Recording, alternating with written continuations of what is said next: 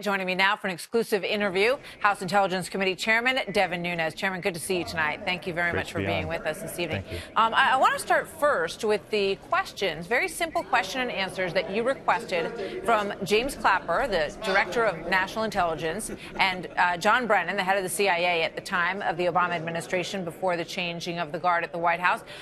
Did you get any answers from them to the questions? And remind everybody what you wanted to know. So what we did is a couple of weeks ago, we sent out to about a dozen people. We have another dozen people that are on the list, so we'll probably end up being about 24 folks that are going to get this questionnaire. The questionnaire really asks some simple questions. When did you know the Democrats paid for the dossier, and who did you tell? There's 10 questions in all, but that's the bottom line. Thankfully, we have received, most of the people have responded, getting the information back to us promptly and on time. There are a few people who have asked for an additional week, which we have went ahead and granted that time. There are a few people, though, that are not responding. They seem to have went dark. However, if they do not respond here shortly, they will be getting subpoenaed to appear before Congress to be treated with a deposition. And did John Brennan and James Clapper respond to your questions? Yes, they did. And what were their responses about when they knew and what they knew? Well, one of the things is as we continue to do this, Martha, I hope you understand, is that we have to compile all of this. We have to check it with their past testimony. We have to talk about it amongst our committee members. So I'm not dodging the question. But I just don't think it would be appropriate to say anything other than the fact that they did cooperate, they did answer all the questions. Well, let me ask you this, because you, of course, remember Trey Gowdy asking John Brennan when he first learned about the dossier and who had paid for it. He said he didn't know who had paid for it. Is there anything in his response to you that contradicts that? Well, I think the interesting thing, just going back to public statements that were made about that, is that John Brennan recently let out that he had heard from folks in the press questions about the dossier. Anything further than that, we're going to have to wait until the appropriate time to talk about what the answers are. All right. Just to go to this New Yorker piece, which is extensive, by Jane Mayer. And in the story, it says that President Obama was sent a, quote, intelligence bombshell by the CIA in August, and that would be John Brennan, of course, saying that the Russians and Putin himself are directly involved in a cyber campaign against our elections. So what was the crux of that information? Because it says that it came from the head of the UK intelligence arm, Robert Hannigan, and that it included a stream of illicit communications between the Trump team and Moscow that they had intercepted. We still haven't seen the information that was in any of that, have we? No, and I would also make sure your viewers know that the New Yorker is known as a left-wing magazine. They've gotten a lot of things wrong. They refuse to make retractions when they do get things wrong. The main takeaway that I would take from this is that stating the obvious that the Russians are trying to interfere with our elections, that was myself and Republicans who warned of that way before the election. So we knew the Russians, what they were up to.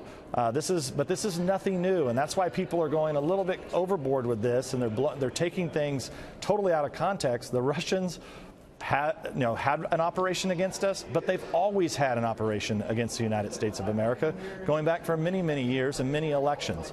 So the one thing that I took from the New Yorker piece today, and I haven't been able to get through the whole thing because it's so long, and you have to kind of wind your way through it, so to speak, but I just think this is just more evidence about how dirty this dossier is. So look, my guess is that this is a rehabilitation project to rehabilitate Christopher Steele, who we know was supposedly working with Russians to get information. And this is what continues to perplex me.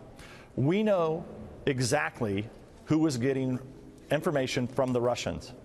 It was the Hillary Clinton campaign where they were getting information from the Russians, dirt on Trump, to use in a campaign.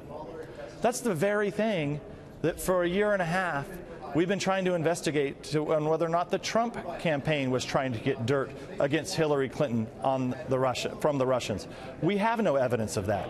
But yet here we have another example, even if the story's not completely accurate, we know that the Democrats were trying to get information from Russians to use against the Trump campaign. Yeah, in terms of the spreading of the information that was in the dossier, there's a discussion about a meeting in the summer that Christopher Steele had with a number of national security reporters. And the author of this piece says, yes, I was among them.